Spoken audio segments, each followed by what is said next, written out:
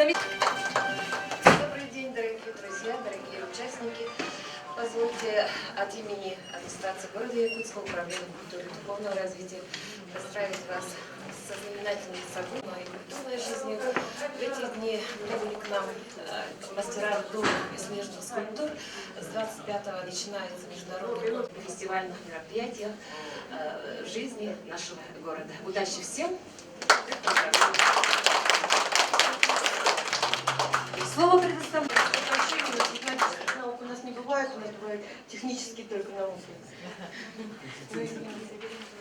Я рада приветствовать всех на таком важном мероприятии, как выставка детского творчества, потому что это наше будущее, на которое мы ориентируем, используя свои все навыки, все наши умения, все наши знания и развитие нашей страны именно в нашем будущем поколении, которое вот сейчас представляет такие работы.